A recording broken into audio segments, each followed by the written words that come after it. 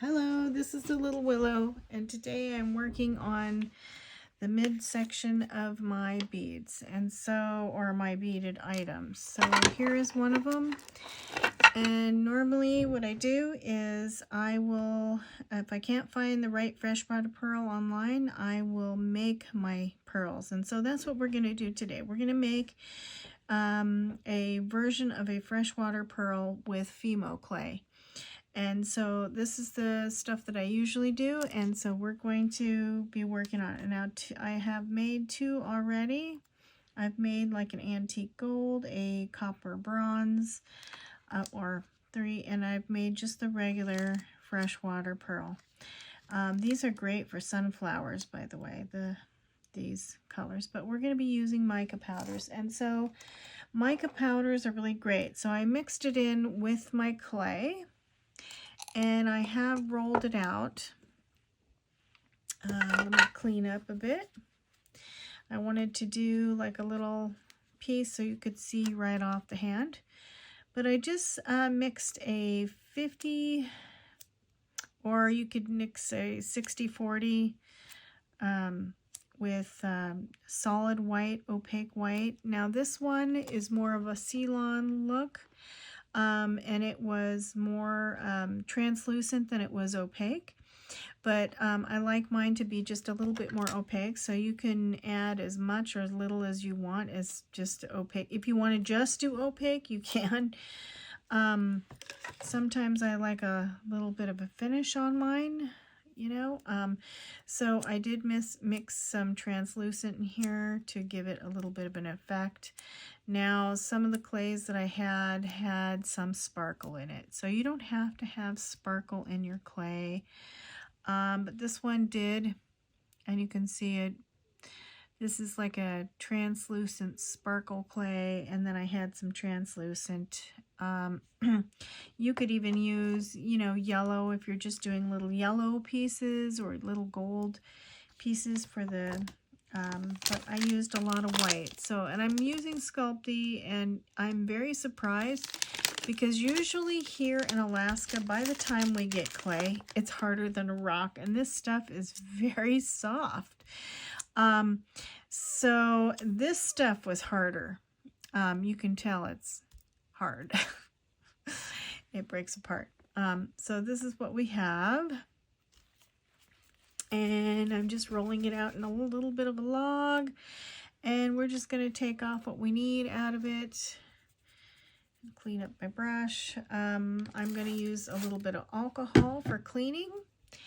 And I'm going to be using mica powders. Now the mica powders that I have are a silvery white, a pearly soft white, a antique gold, which is really pretty. I also have a regular softer light gold,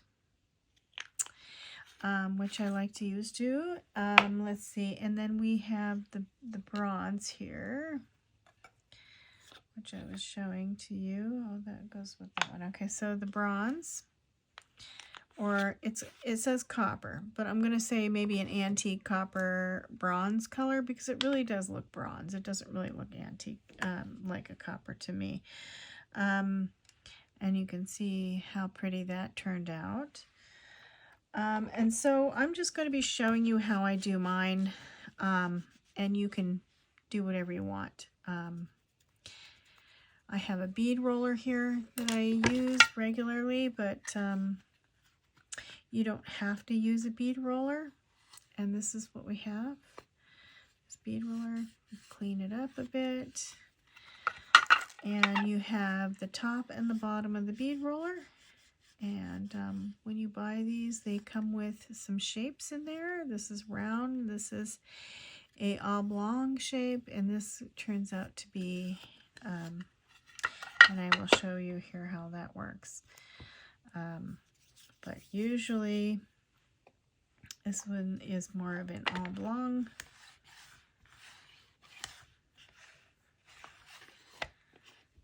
Oops, too much clay. So usually it won't turn out if you have too much clay in there. Let's try that again. Just put it in there like that. Whoops. And bloopers.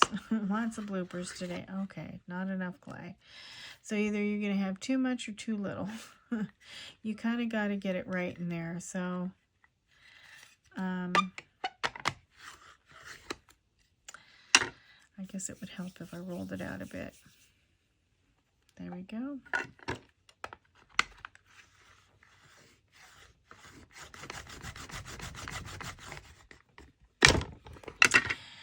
And you can see that it's probably too much clay, but it's okay. That's the way that one turns out. This one turns out more like a top. Oops. Yeah, too much clay again. It's either too little or too much. But we're going to be using this one, and you can just roll in a little tiny ball. Now, if you don't really want to use one of these, you know, sometimes I find them very cantankerous because they... this is very soft clay too, so if you have something that's a bit harder, there we go, that'll work. But we're just gonna, you know, today, because this clay is so soft, I'm just gonna do that. Now I'm going to take a bit more, and I'm going to just kind of roll myself a bottom. I make a bottom for these because I like to keep them as beads. And so now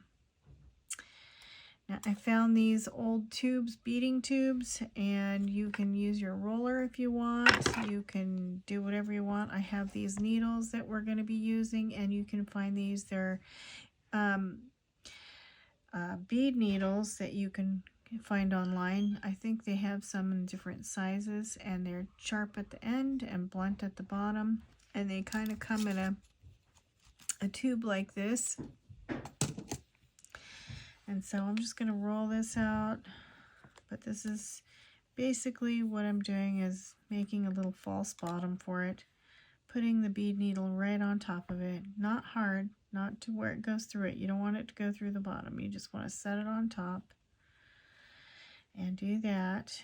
And then you're going to go ahead and make your bead the way you want it. And I just kind of play with it, and if you don't want it to be this big, you can make it smaller.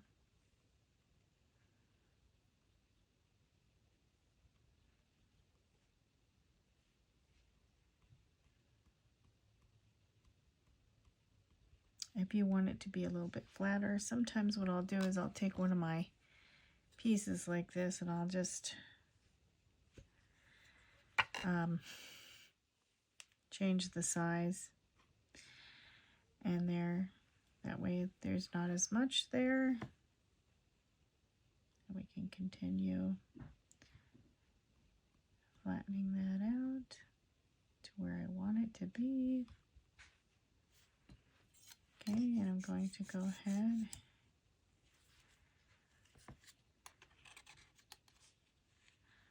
and skin it a bit.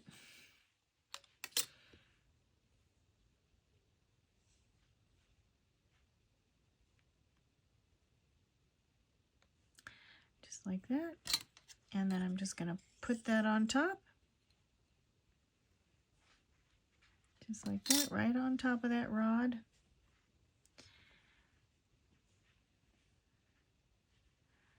Now I'm going to clean it off a bit. So I got a wet wipe or, you know, some kind of thing, and I'm going to spray it down with a little alcohol.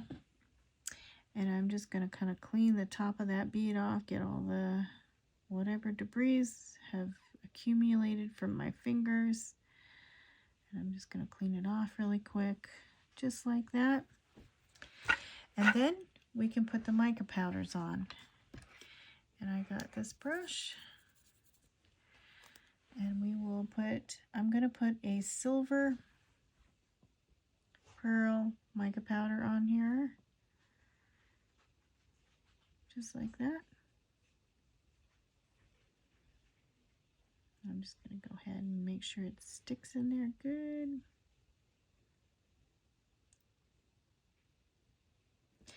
And then I'm going to put my soft pearl on top of that to give it that extra shine, and you can see what difference that makes. Now if you don't want to put the silvery stuff on there and you just have the other stuff, that's fine too. And then after I'm done baking these, basically I will be sealing them. And you can seal them in a couple different ways, I guess. You don't have to seal it, but then the micro powder eventually will rub off. So you kind of want to seal it. So and so how I do that is I'll use either this to seal it. It's a gloss varnish. It's a Fimo glass varnish, sorry. Or you can use some UV resin. And I get the hard type UV resin and then put it under a UV light. And so this is what we're doing. And I usually just use this. This is sufficient enough, and that's why I bought it, because I don't need, well, what I'm going to do is I'm going to take another rod, and I'm just going to go ahead and cut away with the sharp tip of that rod on the underneath of this bead. And I'm kind of going at an angle on the inside because I don't really want the bottom to poke out.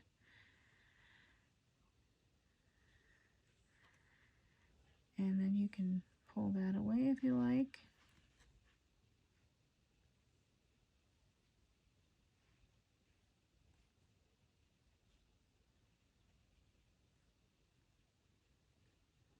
And basically you just got to be very careful.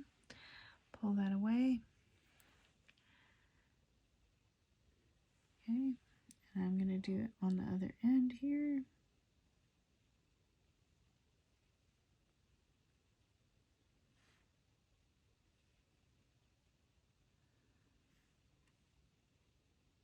Okay, pull it away.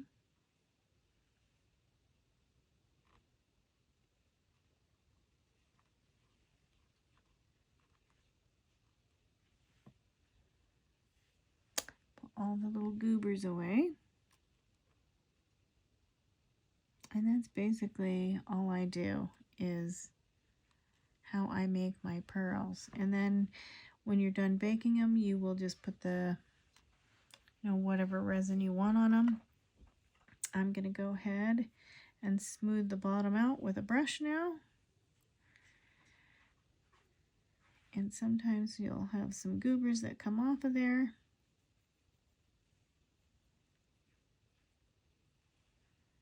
So you can see there's some goobers in there that are coming off.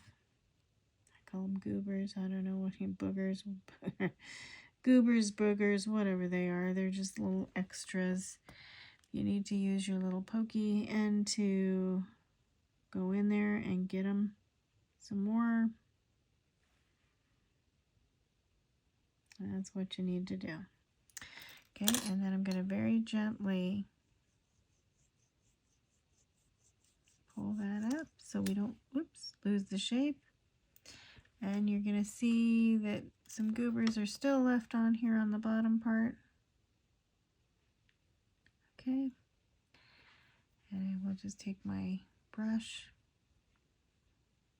and smooth out the bottom too. You're not going to really see the bottom that much, but I like to try to get some of that stuff out of there because I